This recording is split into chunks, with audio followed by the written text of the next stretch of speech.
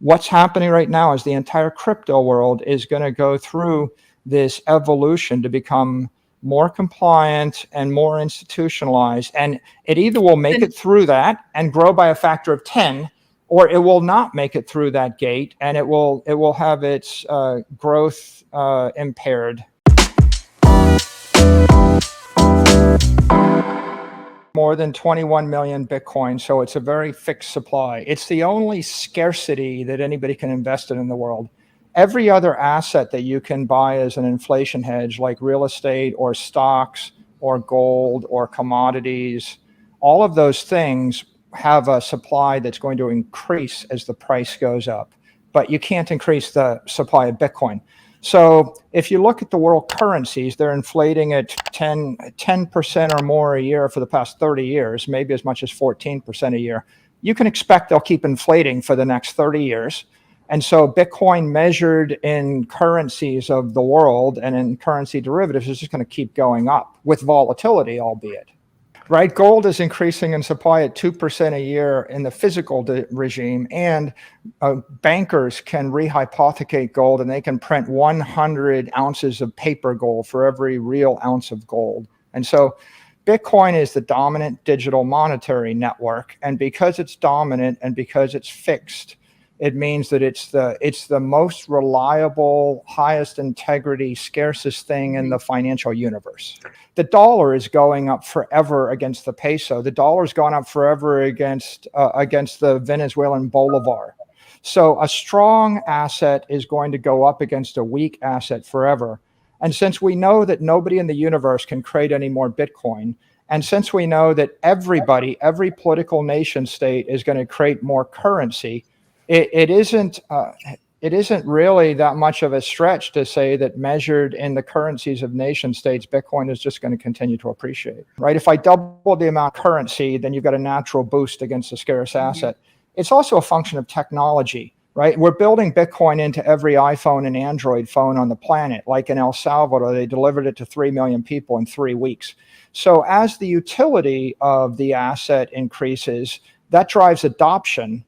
And so if you increase the number of users by a factor of 10, if you bring 10 billionaires with $1 billion of capital each on the network, right? As you bring corporations on the network and as you improve the utility, the price just keeps appreciating for all those reasons. Even if we stopped printing any money and we had zero inflation rate, the utility of digital property that moves at the speed of light that can be programmed 1 million times a second is clearly higher than gold or higher than any other monetary asset you can hold. I think the most interesting thing in this year is that every public figure, every public CEO, every politician is being forced whether they're going to integrate Bitcoin into their nation state, into their currency, into their company, into their technology.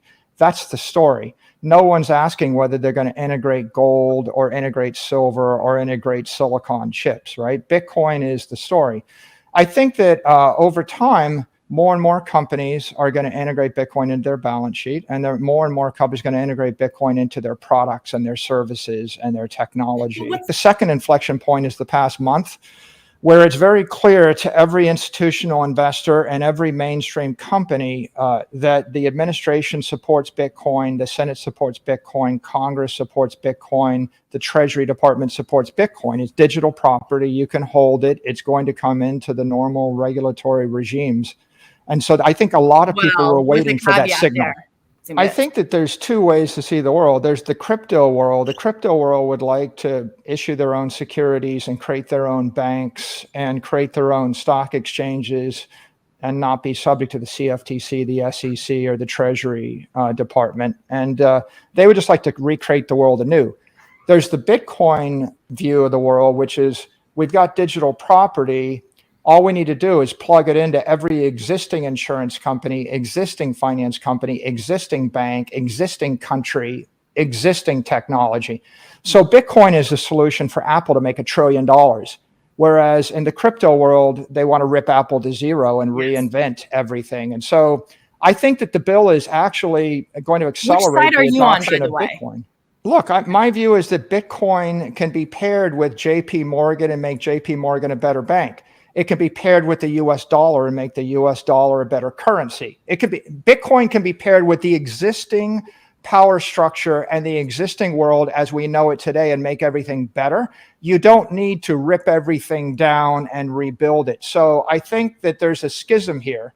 The crypto world is about rebuilding everything. We don't want regulation. We don't want taxation. We don't want government. And there's another way to see the world, which is let's just fix the capital structure or fix the underlying foundation of the world economy with a digital asset, which is Bitcoin, and then let the world evolve to something better. I think the administration is quite qualified. And I think when they look at the world, what they see is Bitcoin is property and it should be treated as property. I think they look at stable coins and they think that stable coins should be issued by banks and be treated as money markets in cyberspace.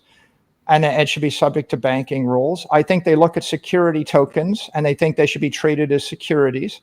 And I think they look at the trading and they think if you're going to trade derivatives or securities, they should come under existing commodities and securities laws.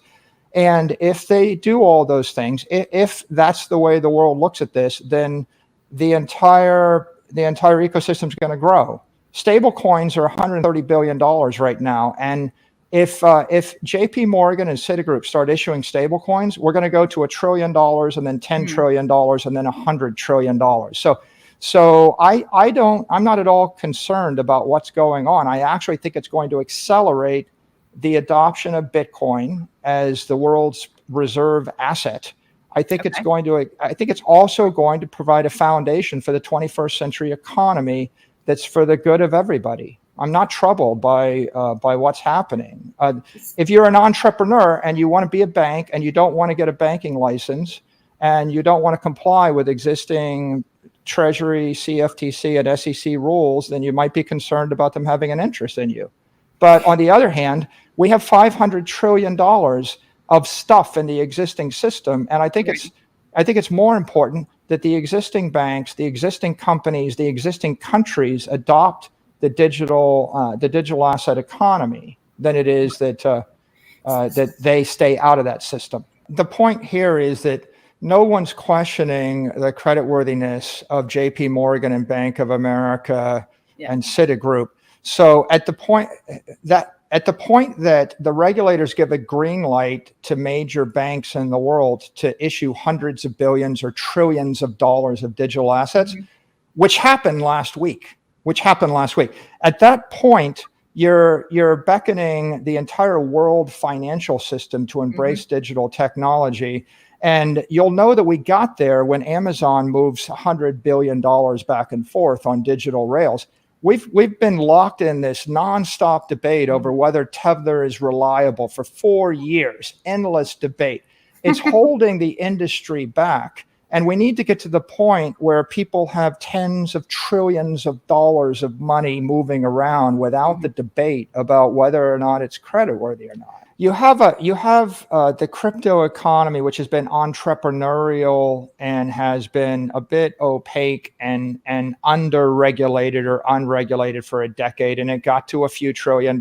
And now you have a struggle between the past and the future, and you've got a set of institutional investors that have hundreds of trillions of dollars, and will they come into the space?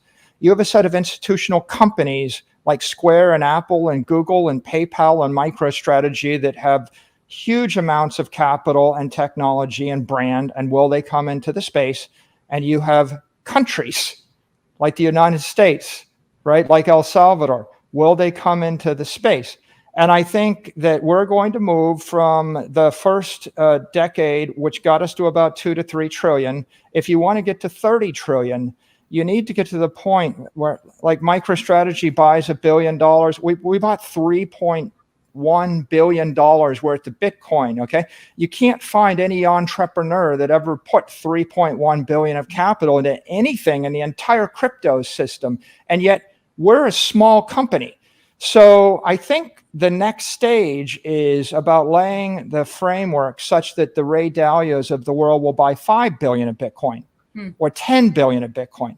Or when Fidelity actually shifts $500 billion, right? They got 11 trillion. When they shift They have $2 trillion worth of fixed income funds. When 25% of that flows into Bitcoin, you're going to see a different world. And you're not going to get there if you have a never-ending debate about, is that a security? Is that backed by real money? And is it regulated? And I think Gensler's point is we need transparency with regard to banks that issue digital money. We need transparency with regard to exchanges that trade securities for the public. We need transparency with regard to organizations that would issue their own securities in the crypto economy. And this stuff it's well understood in the mainstream community. Like if you're going to sell stock to the public or debt to the public, you have to file your statements and you have to go through regulatory compliance.